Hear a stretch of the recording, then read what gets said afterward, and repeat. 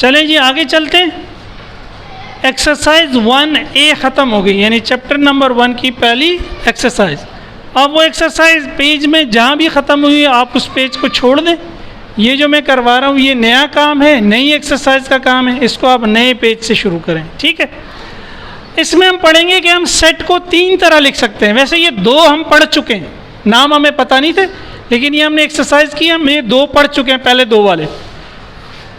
पहले set notation, कल भी मैंने बताया था, नोटेशन के लें, सिंबल के लें, सेट को लिखने का इजहार कैसे लिखेंगे। पहली फॉर्म कहलाती है डिस्क्रिप्टिव नोटेशन। डिस्क्रिप्टिव डिस्क्रिप्शन से निकला है। डिस्क्रिप्शन का मतलब होता है बयान करना, अल्फाज में लिखना। किस में लिखना? तो इसकी पूरी डेफिनेशन दी हुई है पेज नंबर 4 पर। बुक का पेज नंबर 4 नजर आ रहा है? तो पेज नंबर 4 पर आप देखें, ये ग्रीन जो बने हुए हैं, ये पहला जो ग्रीन है, पहला जो ग्रीन है, बुक लाया करें डेली। ये डिस्क्रिप्टिव फॉर्म की पूरी डेफिनेशन है। आप चाहें तो ये पूरी लिख लेना, मैंने इसको शॉर्ट फॉर्म में लिखा है। पूरी स्टेटमेंट क्या है? इन descriptive notation the set is described bye a statement and is not placed with in करली ब्रैकेट्स। डिस्क्रिप्टिव फॉर्म में आप क्या करते हैं? स्टेटमेंट देते हैं, करली ब्रैकेट नहीं लगाते, करली ब्रैकेट नहीं लगाते। जैसे मैंने 2 एग्जांपल्स दिए हैं। Example number A, set of English vowels, बस ये स्टेटमेंट है, ब्रैकेट नहीं लगाएंगे। बी, ये भी हमने एक एग्जांपल की भी थी, set of counting numbers less than 10। तो ये भी क्या, एक स्टेटमेंट है, एक डिस्क्रिप्शन है, यहाँ करली ब्रैकेट नहीं लगाएंगे। जब स्टेटमेंट देंगे तो करली ब्रैकेट, इसको कौन सी फॉर्म कहते हैं? इसको कौन सी फॉर्म कहते हैं? Descriptive form. सेकंड फॉर्म है टेबुलर फॉर्म। जब आप इस डिस्क्रिप्टिव फॉर्म की मदद से सेट बना देंगे और सेट के तमाम एलिमेंट्स लिख देंगे, वो क्या कहलाएगा? Tabular form. वो क्या कहलाएगा? तो देखिए नीचे तो दूसरी डेफिनेशन दी हुई है, अगेन ग्रीन कलर में, पेज नंबर 4 पे। इन tabular notation all the elements of the set are listed within curly brackets and separated by commas। ठीक है, करली ब्रैकेट्स को ब्रेसेस भी कहते हैं ना, मैंने बताया था, करली ब्रैकेट्स या ब्रेसेस। तो all the elements with in करली brackets, all the elements, all, आपने छोड़ना कोई नहीं है। तो पहला जो हमारा सेट था वो था वॉवल्स का, तो हमने वॉवल्स लिख दिए और करली ब्रैकेट्स लगा दी। ये क्या हो गई? Tabular form. ये क्या हो गई? सही है। B, set of numbers less than 10, अभी हमने किया था, 1 2 3 4 5 6 7 8 10 नहीं लिखेंगे, तो ये बी की टेबुलर फॉर्म होगी। और बीच में कॉमा लगाएंगे, हर एक को दूसरे से सेपरेट करने के लिए क्या लगाएंगे?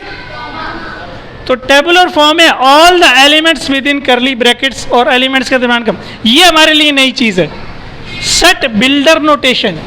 Set builder notation statement, again इसमें बुक में क्या दिया हुआ है? अगले पेज पे, पेज नंबर 5 पे, पेज नंबर 5 पे, ठीक है, पेज नंबर 5 पे। इन set builder notation the set is expressed in the form of a rule, in the form of a rule, in the form of a rule. Statement in the form of a rule with in करली brackets, इसमें भी करली brackets लगाएंगे, इसमें भी करली brackets लगाएंगे। तो अगेन मैंने कहा ए बराबर है एक्स, यानी A is a set of all X. पढ़ते कैसे कैसे हो? ए बराबर है करली ब्रैकेट्स एक्स, इसका मतलब है A is a set of all X. एक ऐसा सेट है जिसमें सारे एक्स हैं, और ये जो लाइन लगा देते हैं इसको कहते हैं सच दैट।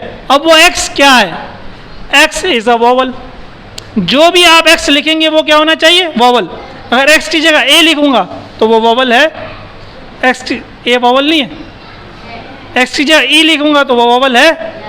तो इससे यही चीज बनेगी, एक्स की जगह आप वो लिखे जो वॉवल हो। तो पहला वॉवल ए, दूसरा वॉवल ई, तीसरा वॉवल आई, चौथा वॉवल ओ, पांचवा वॉवल यू। तो x is such that x is a vowel. आप वॉवल एक्स लिखें जो वॉवल हो, बस, तो बात वही होगी। फिर कहता है x such that x is, ये कौन सा सिंबल है? एलिगेटर पढ़ा था ना, एलिगेटर वाला, तो कौन सा है? लेस देन है ग्रेटर देन है? अबे लेस देन और ग्रेटर देन पढ़ा होगा 2, 3 में। लेस देन क्या है? लेस देन का मतलब क्या होता है? कम है। B is the set of all X, B उन एक्स का सेट है जो लेस देन होने चाहिए 10 से।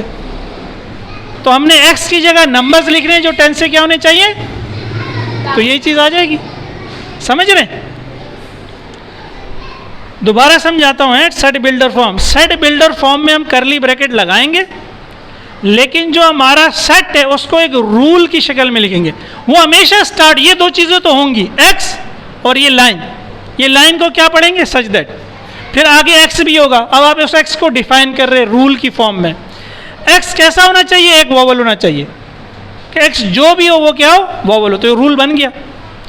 बी में आप कह रहे हैं कि एक्स तो नंबर है, लेकिन कैसे नंबर है? 10 से कम है। तो x such that x is less than 10। इसको हम अगली क्लास में दोबारा देखेंगे थोड़ी डिटेल में। आप इन्हें करना क्या है, घर जाके आपको बुक में पेज नंबर 4 से ये स्टार्ट हुआ है टॉपिक, सेट नोटेशन। नजर आ रहा है? Set notation. और ये पेज नंबर 5 में एक्सरसाइज 1B से पहले पहले तक ये सारा आप खुद पढ़ के आइएगा। तो मैंने जो समझाया बहुत सी मिसालें आपको ये समझ में आ जाएगा। फिर भी हम इसको अगली क्लास में दोबारा पढ़ेंगे। व आखिर दावाना अनिल हम्दुलिल्लाहि रब्बिल आलमीन।